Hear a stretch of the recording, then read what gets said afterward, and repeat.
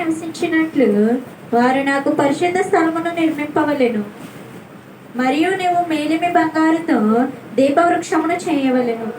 పరిశుద్ధుడా, ప్రేమగల యేసయ్య వందనాలు. చదవబడిన వాక్యం ఇది పరిశుద్ధాత్మను రాయించినందుకు వందనాలు అయ్యా. విడతబడి చూడగా నేను మీ ఆత్మను అభిషేకించండి, బలముతో నింపండి అయ్యా. విలుచున్న నీ పిల్లల ప్రభు వినగల చెవులు గ్రహించగల మనసు ప్రతి ఒక్కరికి దయచేయండి దేవా. వాక్యం వెల్లడొక్కుతున్న వెలుగుతున్న వాక్యం సర్వించిన రీతిగా ఈరోజు వచ్చిన అందరితో మాట్లాడి వారి జీవితంలో వెలుగుతో నింపి ఆశీర్వదించండి అయినా. ఆటంకపరిచే ఏసునామములో దయపరచండి. మీరే మహిమ ఘనత ప్రభావం కింద ఆరోపించుకోమని ఏసునామముతో నా పరమ తండ్రి ఆమేన్. హల్లెలూయా. ప్రత్యక్ష గుడారంలో దీపవృక్షం నుంచి ధ్యానం చేసుకుంటున్నాం మనం. మన దేవుడు స్థిరమైన దేవుడు అని, బలమైన దేవుడు, కార్యం చేసే దేవుడు ధ్యానం చేసుకుంటూ గత వారం మనము ప్రార్థన జీవితం ఎక్కువగా ఉంటే వారిలో ప్రేమ ఉంటుందని, ఆ పాపాత్మైన స్త్రీని వాళ్ళందరూ రాళ్ళతో చంపాలనుకున్నారు. యేసే మాత్రమని అమ్మా అని ప్రేమించి రక్షించారని వాక్యంతో పరిశుద్ధాత్మతో మాట్లాడారు. ఆమేన్, హల్లెలూయా. ఈరోజు మనం చూసినట్లయితే యోహాను సువార్త 21వ అధ్యాయము మొదటి వచనం కాడి చదువుకుందాం. యోహాను సువార్త 21వ అధ్యాయము మొదటి వచనం.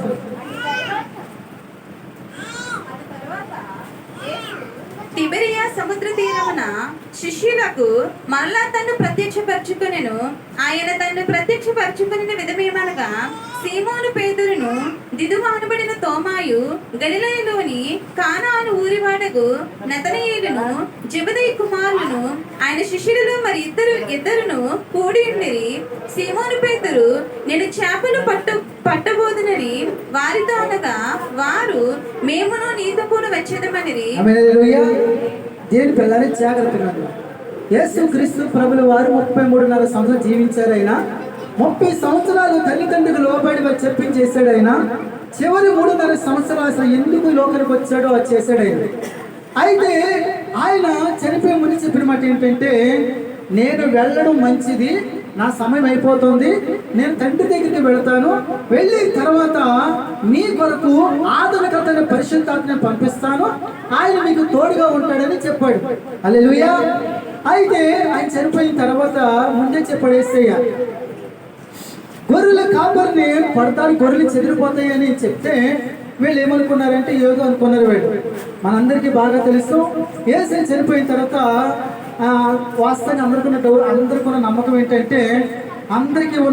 ఏంటంటే, చనిపోయిన వ్యక్తి ఇంకా బ్రతకడు అని అందరికీ ఉన్న నమ్మకం. ఆమేన్, హల్లెలూయా. అవునంటారు కాదంటారా? నమ్మకం. అలాగే వీళ్ళు కూడా ఏమొచ్చింది, యేసయ్య ఎన్నిసార్లు చెప్పిన వాక్యం విన్నారే కానీ వారి హృదయంలో లేదు వాక్యం.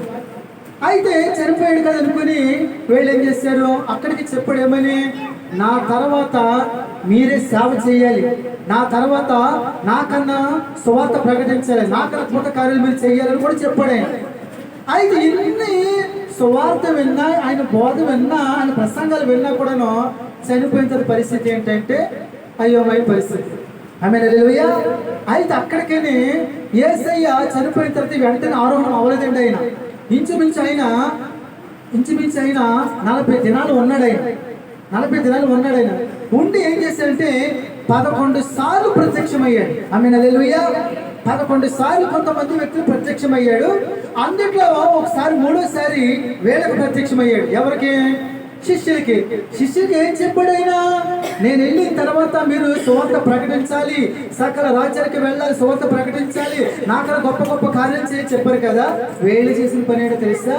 వీళ్ళకున్న అంతకుముందు అలవాటు ఏంటంటే కొంతమందికి చేపలు పట్టి అలవాటు ఉంది. హల్లెలూయా. వీళ్ళు అంతకుముందు ఏ పని చేసేవారంటే చేపలు పట్టేవాళ్ళు. ఇప్పుడు వాస్తవ పెద్ద శిష్యుడు ఎవరు? పేతురు గారు. ఇప్పుడు యేసయ్య లేని తర్వాత పెద్దోడు కాబట్టి ఏం చెప్పాలి? ఈయన వయసులోనూ పెద్దోడే, శిష్యుల్లోనూ పెద్దోడు కాబట్టి ఏం చెప్పాలి? ఒరే సహోదరులారా, శిష్యులారా, మరి యేసయ్య చెప్పిన రీతిగా ఖచ్చితంగా దేవుడు కాబట్టి మరి పరిశుద్ధాత్మను పంపిస్తాడు ఆయన, మరి ఆయన పని చేయాలి కదా, మనం ఇప్పుడే జాగ్రత్తగా ఉండి బైబిల్ భక్తులు ప్రార్థన చేసుకుని ఆయన సువార్త పని చేయాలని చెప్పాలి. అయితే ఈయనేమంటాడు తెలుసా? నేను చేపల పడతానికి వెళ్తున్నాను, మీరు ఎవరన్నా వస్తారా అంటాడు ఈయన. హల్లెలూయా. మరి పెద్దోడే దారి తప్పిపోతే మిగతా వాళ్ళు ఆగుతారా? అమ్మా ఆగుతారా? ఆగరు కదా. మరి పెద్దోడు ఏం చేయాలి? ఇంట్లో పెద్దోడు ఏం చేయాలి? దేవుడు చెప్పినట్టు చేస్తే ఆ పక్కన శిష్యులందరూ కూడాను ఆయన మాట వింటారు కదా. ఆమేన్ హల్లెలూయా, ఆమేన్ హల్లెలూయా. అంతే మనం చేసిన పని ఏంటంటే సంఘానికి వచ్చిన తర్వాత చాలా మంది చెప్పే సాక్ష్యాలు ఎలా ఉంటాయంటే, నేను దేవుని నమ్ముకుని 10 సంవత్సరాలండి, 20 సంవత్సరాలండి, 30 సంవత్సరాలు అంటారు. కరెక్టే. మరి నీకు సీనియారిటీ పెరిగిపోతే నువ్వు పెద్దోడు అవుతావు కదా. మరి నీ వెనకాల వచ్చిన అందరికీ నువ్వు మాదిరిగా ఉండాలి కదా. నువ్వు మాదిరిగా ఉండాలి వద్దా? ఇంట్లో పెద్దోడు అంటే దాని అర్థం ఏంటి? పెద్దోడు మాట అంటారా? పెద్దోడు మాట అంటారు కదండి. అంటే దాని అర్థం ఏంటి? పెద్దోడు ముందు ఎలా ఉండాలి? ఇప్పుడు ఒక మాదిరిగా ఉండాలి. అప్పుడు వెనక వాళ్ళు ఏం చేస్తారు? ఒరే పెద్దోడు అలా ఉండడం జాగ్రత్తగా ఉండాలి, ఆ పెద్దోడు చూసి వీళ్ళు నేర్చుకుంటారు. అవునంటారు కదంటారా? దేవుని స్తోత్రాలు చెప్పండి.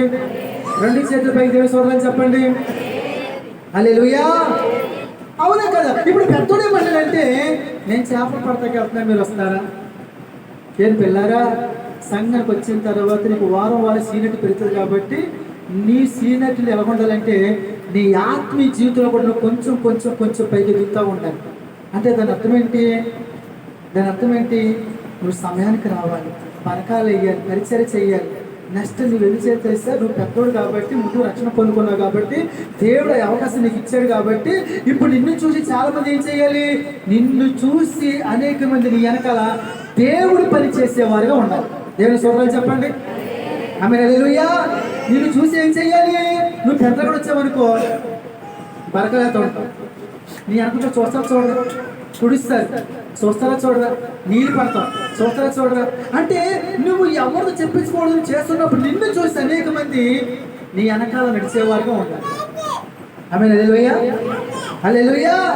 అలాగే ఆత్మీయ జీవితం ఎవరైతే ఎదుగుతూ ఉంటారో దేవుడు వాళ్ళని దీవిస్తాడు, ఆశీర్వదిస్తాడండి. ఆమేన్ హల్లెలూయా. అయితే వాళ్ళు ఏం చేస్తారు? వెళ్ళిపోయారు. ఇప్పుడు దేవుడు 3.5 సంవత్సరాలు పోషించి అన్నిచ్చి అన్ని ప్రసంగాలు చేసి అన్ని మంచి పని చెప్పిన ఆయనకి ఏమైంది ఇప్పుడు?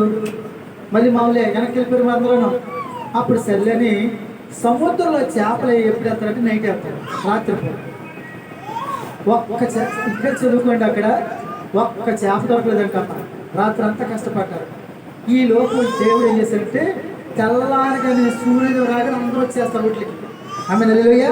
మీరు ఎప్పుడైనా ఎవరైనా కాకినాడ కానీ వైజాగ్ కానీ ఆ పోర్ట్లు ఉంటాయి, చేపలు పట్టే పోర్ట్లు ఉంటాయి. మీరు తెల్లారగా వెళ్ళారనుకోండి, ఎన్ని రకాల చేపలు తెస్తారు మళ్ళా. హల్లెలూయా. అసలు నేను కాకినాడ వెళ్ళాను, కాకినాడ పక్కనకి యామంది అక్కడికి వెళ్ళాను, నెక్స్ట్ వైజాగ్ కూడా వెళ్ళాను. పోర్ట్లు ఉంటాయి, కొన్ని పోర్ట్లు, చేపల పోర్ట్లు. అక్కడికి వెళ్ళండి మీరు, ఎన్ని రకాల చేపలు తింటాయి మామూలుగా కాదు.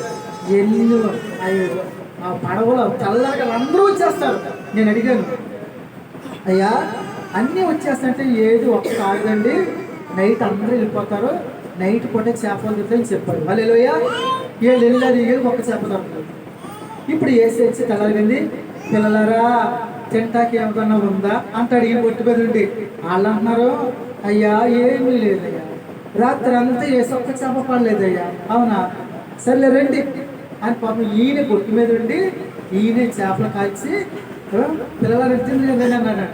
అప్పుడు వస్తాడు, సర్లేని మరి రైట్ కలిసిపోయారు కదా, వీళ్ళు ఆకలిస్తుంది కదా, తిందామని వస్తున్నారంట. సర్లే అలాగ వస్తున్నారు కదా, ఒక్కసారి కుడి పక్కన ఈయన పిల్లలు అన్నాడంట. ఆమేన్ హల్లెలూయా. సర్లే చెప్పుడు కుడి పక్కన వేస్తే విస్తారమైన చేపలు పడ్డాయంటమ్మా. ఎప్పుడు? తెల్లారిన తర్వాత పడవాసలు ఇంటికి వచ్చేస్తారు వాళ్ళు. ఇప్పుడు ఏసేమంటే కుడి పక్కన ఏమని చెప్పగానే విస్తారమైన చేపలు. అప్పుడు అందుట్లో ఒకటి బొలి వెలిగిందంటే రే ఆయన ఎవరో కదరా, వేసేరు అయినా మనం వెతుక్కుంటూ వచ్చారు అయినా అని చెప్పగానే అప్పుడు అందరు పడి తెలిసినాయంట. ఈలోపు అందరు కొట్టు మీదకి వచ్చారు. పాప ఆయన చేపలు కాల్చారు, కోసిన తిన్న తర్వాత ఇప్పుడు ఆయన బాధ ఏంటో తెలుసా? చూడండి ఇప్పుడు ఒకసారి 15వ వచనం. భోజనము చేసిన తర్వాత యేసు సీమోను పేతురును చూచి, యోహాను కుమారుడైన సీమోను, వీరికంటే నీవు నన్ను ఎక్కువగా ప్రేమించుచున్నావా అని అడుగుగా, అతడు అవును ప్రభువా, నేను నిన్ను ప్రేమించుచున్నానని నీవే ఎరుగుదువని ఆయనతో చెప్పాను. ఆమేన్ హల్లెలూయా. ఇప్పుడు యేసు ఏమన్నాడంటే పేతురు నిన్ను ప్రేమించుచున్నావు అంటున్నాడు. ఇదే ప్రశ్న ఈరోజు మన అందరితో అడుగుతున్నాడు దేవుడు, వాక్యం ద్వారా అడుగుతున్నాడు. మనం ప్రేమిస్తున్నాం లేదు దేవుడిని? అమ్మా చెప్పండి. పేతురుని అడుగుతున్నాడు దేవుడు, నన్ను ప్రేమిస్తున్నావని. ఆయన అన్నాడు ప్రేమిస్తున్నా అన్నాడు. మరి మీరు అమ్మా దేవుడు ప్రేమిస్తున్నారు కదా మీరు? దేవుడిని మేము ప్రేమిస్తున్నా అన్నవాడు దేవుని స్తోత్రాలు చెప్పండి. ప్రేమిస్తున్నారమ్మా? ఓకే, ఆయన పాస్ అయ్యాడు, మీరు పాస్ అయ్యారు. ఇప్పుడు ఆయన ఏమంటాడు? ఆయన చదువు తల్లి. యేసు ఆ. నా గొర్రె పిల్లలను నా మేపుమని గొర్రె పిల్లలను మేపుమని అతనితో చెప్పాను. ఇంతకైనా బాధ ఏంటి? వేసే బాధ ఏంటి అంటే గొర్రెల వైపున మేపమంటే మీరు చేప పట్టారు కదా, ఇప్పుడు నేను చనిపోయి వెళ్ళిపోయాను కదా, నేను చనిపోయి నేను పైకి వెళ్ళిపోతున్నాను కదా అంటే ఇప్పుడు చేపలు కదా గొర్రెలు మేపమని దాని అర్థం. అమ్మా అంత బోధించి వాళ్ళకి పరలోక సంగతులు చెప్పి దేవుడు రాజ్యం గురించి సువార్త ప్రకటించి ఇంత బలపరిచిన ఆయన ఇప్పుడు చేపలు పడతాం కాదు గొర్రె పిల్లలు మేపమంటే గొర్రెలు అంటే నిజంగా గొర్రెలు మేపమని అయినా ఇంతకు ఏ గొర్రె గురించి మాట్లాడాడు అయినా? ఏ గొర్రె గురించి? హల్లెలూయా. గొర్రె మనకు సూచనండి.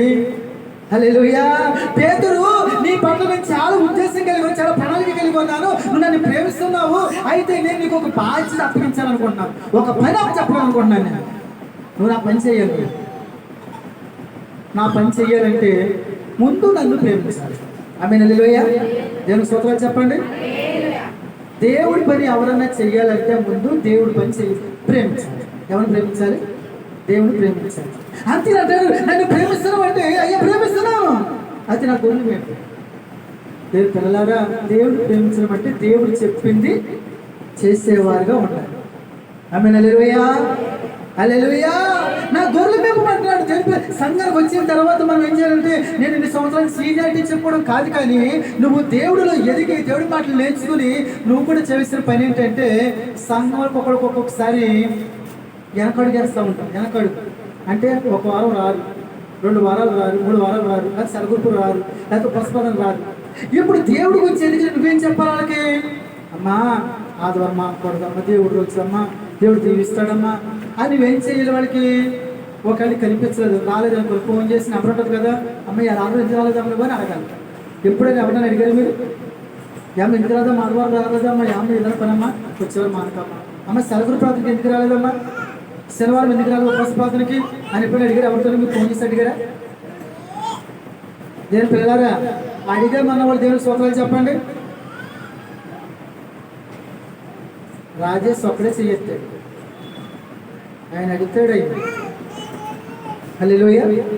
అమ్మా మరి అడగాలి కదా, మరి మీ సీనియారిటీ ఉంది కదా, దేవుడు నమ్ముకున్నావు కదా, అమ్మా ప్రార్థనకి ఎందుకు రాలేదమ్మా, దేవుడు దీవిస్తాడు ఆశీర్వదిస్తాడని చెప్పాలి కదా మరి.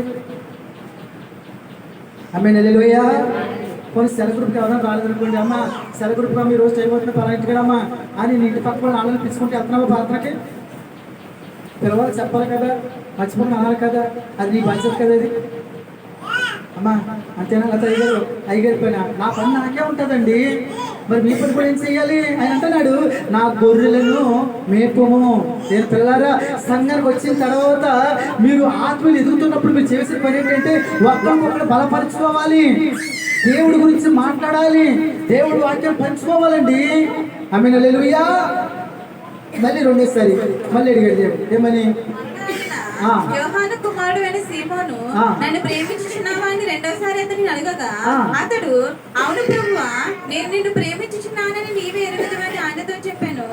ఆయన నా గొర్రెలను కాయమని చెప్పాను. హల్లెలూయా.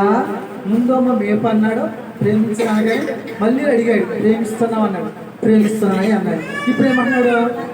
కాయం, కాయాలి, కాయాలి. పెద్దోడు కదండి ఈయన, మరి ఇంట్లో ఆళ్ళ పనులు ఎవరు చూసుకోవాలి? ఆమేన్. హల్లెలూయా. ఇప్పుడు దానియేలు గారి సునీత గారికి 3 పిల్లలు. పెద్దోడు ఎవరు? రవి పెద్దోడు కదా, అన్నీ చేస్తారు. రాజేష్ చిన్నోడు కాబట్టి విజయ్ చిన్నపిల్ల కాబట్టి ఏం తెలియదు. ఇప్పుడు వాళ్ళు ఏదైనా కొంచెం రాంగ్ స్టెప్ వెళ్ళారు అనుకోండి, ఒరే పెద్దోడు కదంటే నీకు తెలియదేంట్రా, వాళ్ళు చెప్పాలి కదేంట్రా, చెయ్యాలి కదని అంటారంటారా? అంటే దాని అర్థం ఏంటి అంటే ఇంట్లో పెద్ద వ్యక్తి ఏం చేయాలి? తల్లిదండ్రుల తర్వాత పోస్ట్ ఎవరిదే? ఇంట్లో ఎవరు పెద్దమంటే వాళ్ళది పోస్ట్. అన్ని పనులు తల్లిదండ్రులే చేయలేరండి. ఇంట్లో పెద్దోళ్ళు ఎవరున్నారో వాళ్ళు తీసుకోవాలి బాధ్యతలు. అవునంట కదంటారా? ఆమేన్. హల్లెలూయా. అంతే సంఘానికి వచ్చిన తర్వాత కూడా మనం చేసిన పని ఏంటి? ఈ సంఘం ఎవరిది, మందిరం ఎవరిది? నాదా? నాదా? నేను దేవుడు దోస్తానండి, పాలేరునండి, ఆయన పని నాకు చెప్తే నాకు పని ఉంటుంది. మరి మీరెవరు? మందిరం దేవుడిది, తోటలో పనివాళ్ళు కదా మీరు కూడా. మరి మీరు పని చేయాలి వద్దా? అందరూ పని చేయాలి, కాయాలి. కాయటం అంటే దాని అర్థం ఏంటి? దారంటే వెళ్ళినప్పుడు కొన్ని గొర్రెలు గుంపులకి వెళ్ళిపోతూ ఉంటాయి. పాపం ఆ నైట్ పూట తెల్లారిగట్లు ఒక ఏం చేస్తారంటే, అమ్మ గొర్రె తప్పిపోయిందమ్మా, గొర్రె తప్పిపోయిందమ్మా అని ఇప్పుడు వెతుక్కుంటూ వస్తారు. అంటే ఎక్కడ తప్పిపోయింది, ఎక్కడ ఆగిపోయింది? ఆమె హల్లెలూయా. అంటే ఆమె గొర్రెలు ఒక గొర్రె ఏం చేయిందంటే తప్పిపోయింది, ఎక్కడికి వెళ్ళింది ఆ గొర్రె అని ఆ కాపురు ఎంత బాధపడతాడో అడుగుతూ ఉంటాడు. ఆమె హల్లెలూయా. అయితే దేవుడి సంఘంలో చేసిన పని ఏంటంటే, ఒక్కొక్కసారి కొన్ని గొర్రెలు తప్పిపోతూ ఉంటాయి. ఏం చేస్తుంటాయమ్మా? తప్పిపోతూ ఉంటాయి. మరి తప్పిపోవడంతో భాష ఎవరిదే అమ్మా? తప్పిపోతూ ఉంటాయి. అంటే ఒక్కొక్కసారి సాతాను గారు కొంతమందికి ఎర్రేసి ఏం చేస్తాడంటే, ఇక్కడ ఏం జరగట్లేదు, అక్కడ అది జరుగుతుంది, ఇక్కడ జరుగుతుంది, కొంతమంది లాక్కపోతూ ఉంటాడు ఏదో వంకేసి. మరి వాళ్ళు కాసే పని ఎవరిది అప్పుడు? కాయలు అవుతా. ఆమె హల్లెలూయా. ఎందుకంటే ఇది దేవుని తోట అండి, ఇది దేవుని తొట్టిండి ఇది. ఆమె హల్లెలూయా. మనం ఏం చేయాలి? దేవుడి తొట్టి నుంచి ఏదైనా గొర్రె వెళ్ళిపోతుంది అనుకోండి, కాసుకోవాలి మనం. ఆమె హల్లెలూయా. ఆ బాధ్యత పెద్దోడికి ఉంది. అంటే సంఘానికి వచ్చిన తర్వాత ఆత్మీయ స్థితిలో ఎదుగుతున్న వాళ్ళకి ఆ బాధ్యత ఉందండి. ఆమె హల్లెలూయా. అయ్యో ఆ సహోదరు రావట్లేదు, ఆ సహోదరు రావట్లేదు, ఎందుకు రావట్లేదు అంటే మీ ఫోన్లో ఉన్నాయి. ఇంటికి వెళ్ళవసరలా ఫోన్ చేసి, అమ్మా ఎందుకు రావట్లేదమ్మా అనమ్మా, దేవుడు దూరం అవ్వకూడదమ్మా, అమ్మా సాతను ఎత్తుకుపోతాడమ్మా, వాడు దొంగోడమ్మా, వాడు నాశనం చేస్తాడని దేవుడు దూరం అవ్వకూడదమ్మా అని సంఘానికి వచ్చి ఆత్మగా బలపడుతున్న నువ్వు చేసిన పని ఏంటంటే వారిని కాసి మందిరానికి నడిపించాలి. ఆమె హల్లెలూయా. హల్లెలూయా. హల్లెలూయా. దేవుని పిల్లలారా, గొర్రెలు కంటాయా, కాపరి కంటాడు గొర్రె పిల్లల్ని? చెప్పండి. గొర్రెలు ఎంతాయో పిల్లల్ని, లేదా కాపరి ఎంతాడా? అమ్మా గొర్రె పిల్లల్ని ఏనాలి, అవునా కదా? కాపరి పని ఏంటి? వాళ్ళు మేపాలి, కాయాలి, వాళ్ళ పనులు చూడాలి. కానీ ఇది ఎవరు? గొర్రె పిల్లలు, అవునా కదా? అంటే మిమ్మల్ని ఆత్మీయంగా పోషించాలి, మిమ్మల్ని బలపరచాలి, దేవుడి గురించి బలంగా చెప్పాలి నేను. అది నా పని. మీ పని ఏంటంటే గొర్రెల్ని కనాలి. హల్లెలూయా. అంటే అనేకమైన గొర్రెలు తప్పిపోతున్న గొర్రెలు బోల్డ్ మంది ఉన్నారు, లేరా లోకంలో? లేరా? మరి వాళ్ళు ఎవరికి అంటారు? మరి వాళ్ళ బాధ్యత ఎవరిది? మరి మీది కదా, మీది కదా. మీ ఇంట్లో తప్పిపోయిన గొర్రెలు బోల్డ్ ఉన్నాయి, అవునంటారు కదంటారా? మీ వీధిలో తప్పిపోయిన గొర్రెలు బోల్డ్ ఉన్నాయండి, మన గ్రామంలో తప్పిపోయిన గొర్రెలు చాలా ఉన్నాయండి. మరి ఎవరు కాస్తారు? వాళ్ళు ఎవరు కాస్తారు? నాకెందుకు వదిలేస్తావా అమ్మా? మీ ఇంటికాడ చిన్న కోడి పిల్ల నైట్ రాలేదంటేనే నీకు నిద్రట్టుగా తలగట్లు ఎత్తుతావు కదా. ఏది? చిన్న కోడి పిల్ల కదమ్మా. ఒకవేళ పెట్ట తప్పిపోతే ఇంకా బాధ, ఒక గేదె తప్పిపోతే ఇంకో బాధ, మేక తప్పిపోతే ఇంకా బాధ కదా. మరి ఆత్మ అనే గొర్రెలు తప్పిపోతూ ఉంటే, నశించిపోతుంటే మనకు భారం లేదంటారా? భారం ఉందా లేదంటారా? అంటే మనమే వెళ్ళాలి పర్ల ప్రయత్నం, వాళ్ళు నరకానికి వెళ్ళాలా? మరి ఎవరికి వస్తారు? ఆమె హల్లెలూయా. అందుకని దేవుడు అన్నాడు, నన్ను ప్రేమిస్తున్నావు అంటే ప్రేమిస్తున్నానయ్యా, అయితే మేపు కాయ అంటాడు. మూడోసారి మళ్ళీ అడుగుతాడు, చదువు తల్లి. మూడవసారి ఆయన యోహాను కుమారుడైన సీమోను, నన్ను ప్రేమించుచున్నావా అని అతని అడిగాను. నన్ను ప్రేమించుచున్నావా అని మూడవసారి తను అడిగినందున పేతురు వ్యసనపడి, ప్రభువా నీవు సమస్తము ఎరిగిన వాడవు, నిన్ను ప్రేమించుచున్నానని నీవే ఎరుగుదువని ఆయనతో చెప్పాను. యేసు, నా గొర్రెలను మేపుము, నీవు యవ్వనుడివై ఉండినప్పుడు. హల్లెలూయా. మూడోసారి మళ్ళీ అడిగాడు. నిజంగా 3 సార్లు నేను నిజంగా మీకు దేవుడు అంటే ఏసే ఇష్టమేనమ్మా, ఏసే ఇష్టమేనమ్మా అని అన్నాను. 3 సార్లు మిమ్మల్ని మీకు ఏమనిపిస్తుంది చెప్పండి నిజంగాను అమ్మా? చెప్పండి ఏమనిపిస్తుంది నిజంగాను? అసలు నిజంగా ఏసే ఇష్టమేనా మీకు అన్నా? నాకు 3 సార్లు డౌట్ వస్తుంది రాదా? ఇదేంటి ప్రతి ఆదివారం పాత్రపడతాం, మంగళవారం వస్తాం, శనివారం వస్తున్నాను, అయ్యగారు చూసి అంటే నమ్మకలేని నాకు అసలు అయ్యగారు డౌట్ పెడుతున్నారు నన్ను వస్తుందా లేదా? ఆయన వ్యసనం పడ్డాడంట. అయితే ప్రేమిస్తున్నాను మీకే తెలుసయ్యా. ఏం పిల్లలారా, మన హృదయంలో దేవుడిని ఎంతగా ప్రేమిస్తున్నామో, దేవుడి పని అంటే ఎంత ఇష్టమో దేవుడికి తెలుసు. హల్లెలూయా. హల్లెలూయా. దేవుడు సన్నిధిలో నీకు ఏదైనా పని చెప్పాలంటే, దేవుడు నీకు ఏదైనా నిన్ను ఆశీర్వదించాలంటే ఖచ్చితంగా నీ హృదయాన్ని చూస్తాడు. పెదాలు కాదు. ఎందుకంటే దేవుడి పనికి ఎవరు పెడతానో వాడుకోడండి దేవుడు. హల్లెలూయా. దేవుని స్తోత్రాలు చెప్పండి. ఎవరు పెడతానో ఆడుకోడండి ఆయన. అసలు పైలో అసలు చోట అయినా దేవుడికి హృదయం నచ్చాలి. నచ్చిన దేవుడిని తెలిస్తే ఖచ్చితంగా వాడుకుంటాడు. వాళ్ళు నేను చేయను ప్రభు అన్న వాడుకుంటాడు. ఎందుకంటే కొంతమందికి ఏదైనా పని చెప్పమనుకోండి, చేస్తాం అయ్యగారండి చేద్దామని అంటారు, కానీ చేయరు, చెప్పించుకుంటారు కదమ్మా. హల్లెలూయా. అవునంటారు కదంటారు. కొంతమందికి అమ్మా పని చేయను అనుకోండి, అయ్యగారి నాకు ఖాళీ లేదని అంటారు. ఖాళీ లేదు అంటారే కానీ మళ్ళీ వచ్చి ఆ పని చేసి వెళ్ళిపోతారు. మరి ఖాళీ లేదన్నా కదమ్మా అంటే, మీరు చెప్పి కదండి మరి బాగోదు కదండి. లోపల అంటే నేను నాకు చెయ్యాలని ఇష్టం ఉందండి, నాకేదో పని ఉందండి, నేను అవదని చెప్పానండి, కానీ ఆ ముందు ఆ పనికని దేవుడి పని చెప్పి బాగుంది చేసాను అంటారు. మరి కొంతమంది చెప్తారు, అయ్యగారు నాకు చెప్పలేదు కానీ చెప్పుకుంటూ చేసేసి చెప్పాలి. అయ్యగారు మందిరం ఏ పని మీకు చెప్తామా, నేను ఏ పని చెప్పాలి మీకు, మా ఇంట్లో పని చెప్పాలి అంతేనమ్మా. మా ఇంట్లో ఏముంది మీకు తెలియదు కాబట్టి అమ్మ మా ఇంటి పని చెప్తే అది చెప్పడం మందిరం కదా. ఇది ఆల్రెడీ సాక్షి ఎనసరికి చెప్తున్నాయి కదా, ఆయన విన్నావు కదా. అప్పుడు నీ పాత్ర ఏంటి? నీకే వేరే పని రావాలి, నీకు నువ్వే ప్రార్థన చేసుకోవాలి. దేవుడి పని చేసే ఆశీర్వాదం కదా, దేవుడి పని దీవుని కదా అని నీకు నువ్వే వచ్చి చేసి నేర్పోవాలి. హల్లెలూయా. దేవుని స్తోత్రాలు చెప్పండి. నేను అలాగే నేర్చుకున్నాను, నేను అలాగే చేసి ఉంటాను. పక్కోడు సాయం అవసరం లేదు. ఎప్పుడు పక్క సపోర్ట్ తీసుకోను, ప్రార్థన చేసుకుంటాను. నా వరకు ఎంతవరకు అవుతుందో అంతవరకు చేసేస్తాను. నాకున్న తప్పని చెప్పండి నిజంగానే. పని అయిన తర్వాత చేసిన తర్వాత ఆ పని అయిపోయిన తర్వాత చెప్పాలనుకోండి. హల్లెలూయా. అలా చేసేసుకోండి. పని చెప్పించుకోండి, ఎప్పుడు కూడా ఎవరితో చెప్పించుకోండి కాదు. అది దేవుడు ఆశీర్వాదం ఉండేది. హల్లెలూయా. అలా చెయ్యాలండి. అలా మనసులో ఉంటే చెప్పకుండా చేసేటట్టుంటే దేవుడిని బలంగా వాడుకుంటాడు. ఆమేన్. హల్లెలూయా.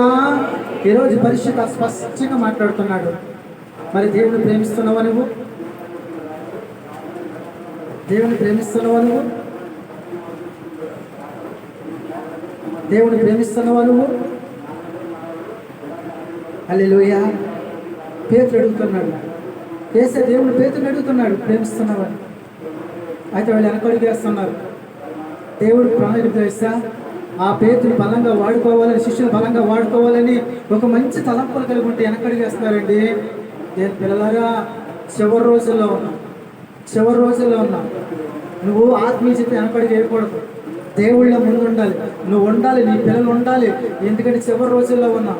ఏమో ఆయన ఏ రోజులైనా రావచ్చు అయినా.